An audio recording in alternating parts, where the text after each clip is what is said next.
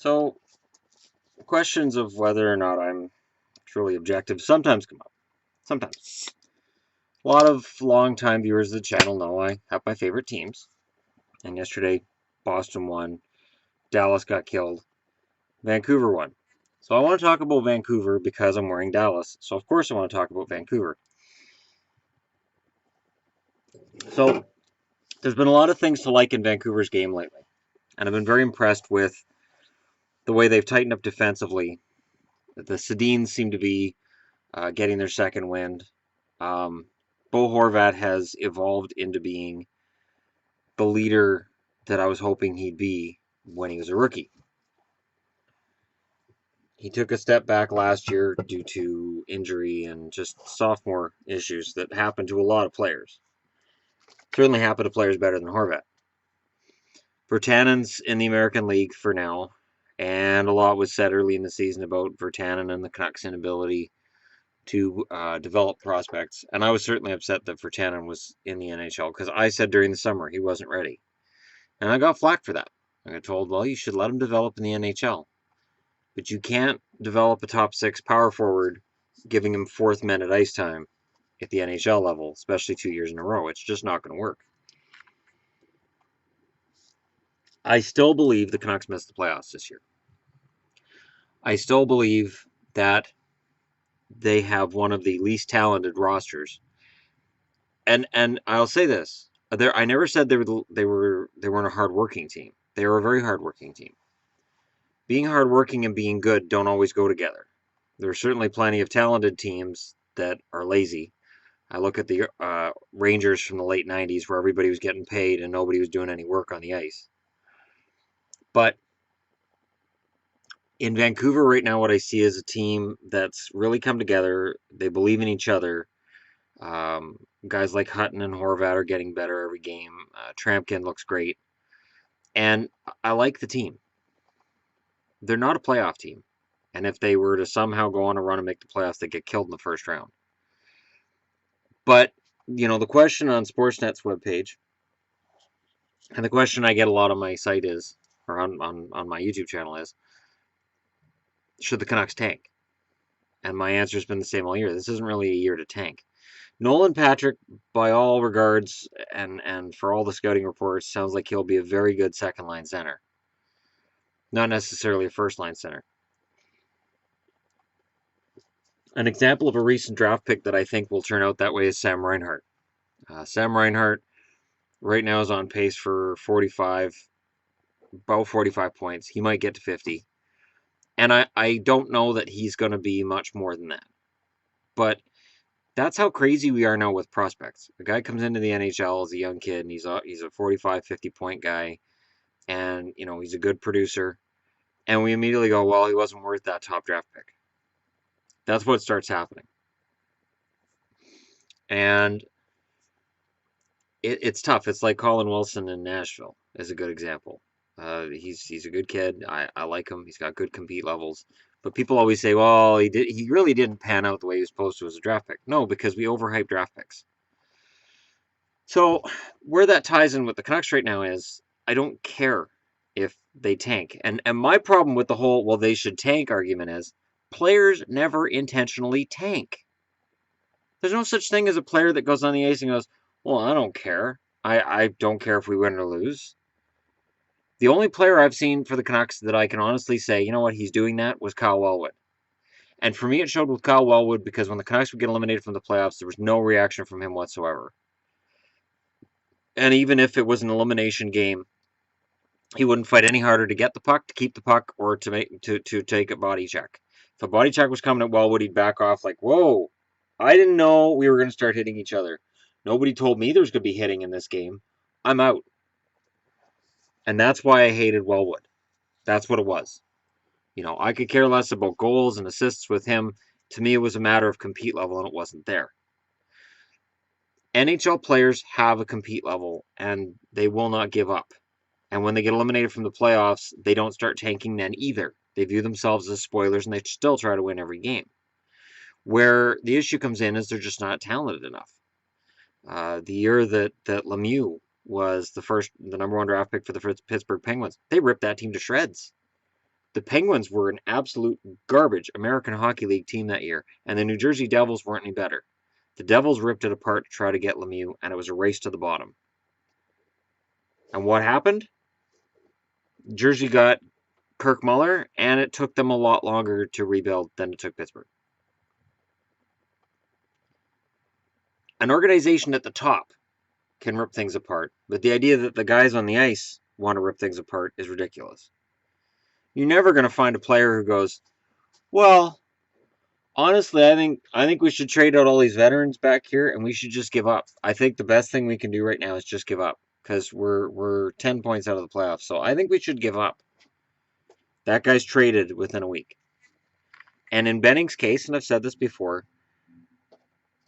he can't tank. If Vancouver doesn't make the playoffs, attendance drops, and if attendance drops, I give it. All right, we're in 2017. As of today, it just started. If the Canucks miss the playoffs this year and next year, attendance will drop to the point where you start hearing rumblings that maybe Seattle's in the mix for the Canucks. I know everybody's expecting Seattle to get an expansion team, but I'm telling you, and if it's not Seattle, it'll be Portland. The rumors will start, because that's what happened last time. Last time it was, well, the Canucks are going to move to Seattle or Portland. Portland will support a team. Vancouver won't. Soon as the team started, and they went to the final in '94, and fan excitement was here. And by '99, there was no fans in the stadium. The Canadian dollar was awful, and rumors were that the team was going to be sold and relocated because it was losing too much money. So that's the problem with Vancouver. Fans won't come out. And I know people will say, well, the tickets are too expensive. I agree. I haven't been to a Canucks game since 1981. I don't have the money. I just don't. I do not have the money to go to a Canucks game. It is a hassle, and I can understand being reluctant to go and see the team when they're bad, because you're already spending, a lot of money. If you want to get tickets and get beer, and you want to have a snack while you're there, and you want to hang out, and if you gotta get all your parking and all that, $300. You and a friend go, $300. Somebody's paying $300. And then the team goes out on the ice, they perform like garbage, and they lose 5-1. Maybe the game's a snoozer and they lose 2-1. And you're sitting there the whole time thinking, I spent how much on this? I know that's part of the reason why I've gone to a lot of junior hockey games, in comparison with the fact I don't go to Canucks games. So when I hear people say, well, should Vancouver tank? No. And here's the other problem. So let's take a look. Let's take an honest look at their roster. I want to take an honest look at the Canucks roster right now. Okay? And let's just play the Canucks or sellers game right now. So, no. Get out of there. Get out of there.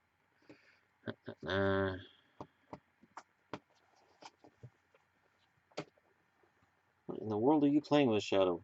I brought you guys up your old perch. It's back there. Retarded. Okay, roster. So I'm gonna put on a betting hat for right now. And what can you get for these guys? Remember, this is we need to tank. Okay, Bertschy's not going anywhere. He's a young kid. Biega gets you nothing. Burrows right now, he's on an expiring contract. You get what, a 4th rounder for Burrows? Essentially nothing. Chaput? Nope. Edler makes a ton of money and he's got a no trade clause. So A, he doesn't want to move. B, there's nobody's going to want to take on that salary right now. Louis Eriksson, you just got him as a free agent. I don't think Eriksson's going anywhere either. Plus, with that cap hit and 3 more years left on it, and he's not producing, no market value. I looked at the Canucks forum, and everybody seems to think Brendan Gaunce has value. Let me get this through to Canucks fans right now. Brendan Gaunce has this many goals this year. I love Gaunce. He's the Gaunce man. I love Gaunce. I think he's fantastic. And I like him because he doesn't have a lot of talent, but he has a lot of fight in him, and he's determined. He has absolutely zero value on the market. None. Marcus Granlund.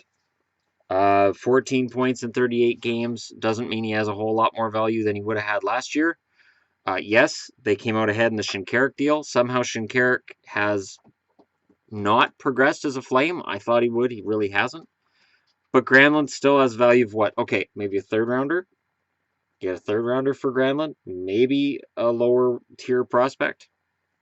Bo Horvat, going nowhere. Ben Hutton, you don't trade Hutton. Yeah, Jacob Markstrom.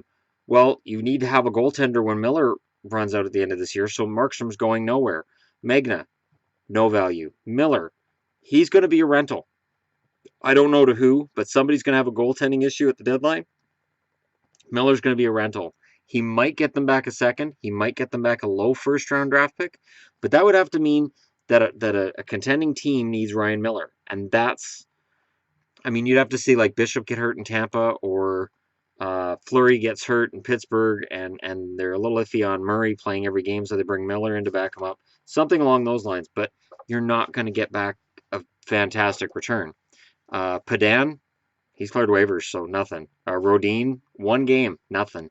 Spiza, no value for Spiza either. The Sedins are going nowhere. Jack Skilly, he's played well for a fourth liner. He might get you back a 5th or 6th round draft pick. Stetcher's a young kid, and he's a fantastic defenseman. I like Stetcher a lot. So he's not going anywhere. Brandon Sutter, at that money, without production, and he's got no points in his last 5 games, Brandon Sutter is going nowhere. He's got no value right now. Chris Tanev. The number one rumors are Tanev for this, Tanev for that, Tanev for that. Tanev needs to stay in Vancouver. The Canucks need Tanev. Okay? Tanev is the defenseman they need. They need to keep Tanev, they need to keep Hutton, and they need to keep Stetcher. Those are 3 of a top 6. That's a pretty decent half of the top 6. The other 3, and that includes Trampkin. Trampkin's not going anywhere either. And even if they did, what do you get back for him? Not much of anything, if anything. So what are you left with? You're left with Thatcher Demko, who might get you back something decent. Why are you trading him? You're out of the playoffs. And who's acquiring him? It's not going to be a contender. And then you get Brock Besser. And, there's sharks circling waiting for Besser. You don't trade Besser. So there's the deal. I don't see the Canucks as a team that's going to go on a run and make the playoffs. But I also don't see the point in tanking, and I don't see who you're trading so that your team can get low enough that you can tank and that you're going to get anything of value back. The thing is, if you're going to do a rebuild, when you get rid of your veteran players, you have to get value back. You have to get somebody back, or there's no point. You're literally throwing away a useful part of your team for 0 return. The Canucks don't have a prospect in the minors waiting to come up. They don't have anybody who's knocking on the door and just needs an opportunity. They've got some prospects in the minors who need to just get good. Cole Castles was one I was excited about at one point. At this point, he looks like an injury-prone bust. And there's a lot of other guys in this organization that may eventually be players. But for right now, this roster stays as it is. And I wanted to throw this out there because with the 3-game winning streak, and it's 2 wins and a shootout win, and I'm not excited over it. It's fine. It's whatever. But it just means they're not the worst team. Phoenix/Arizona has that.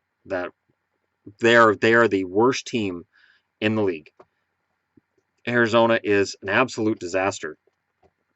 And the funny thing was last night on the post-game show, they said, oh, Calgary wishes they'd play Arizona every game. They're 4-0 against Arizona. And I said to Yvonne, everybody's 4-0 against Arizona. They're awful. So, there's that. Anyways, I just thought I would throw that out there before people start asking me, what do you think of the Canucks' big winning streak? I'm glad to see Markstrom's stats are getting better. I don't think Markstrom's a starter per se. I think he's a 1B option. But here's to hoping he proves me wrong. He proved in the American League that he can be a very good goaltender on a game-by-game basis. We'll see if he can do the same in the NHL. Anyways, I just figured I'd throw this up there first today. I am tuned to the channel that has the Centennial Classic on. I have to say both the Detroit and Toronto jerseys are beautiful. Those are absolutely perfect jerseys.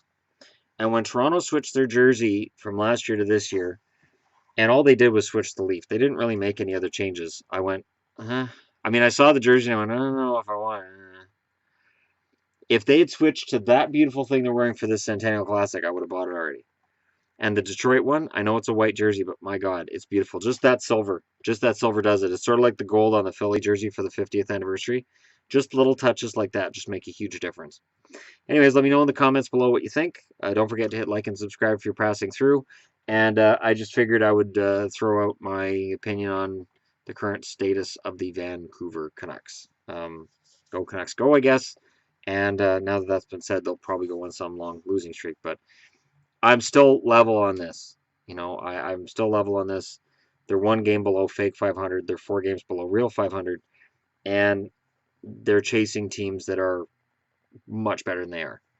Um, but the West is vulnerable this year. We'll see what happens. Thanks for watching. I'll talk to y'all again soon.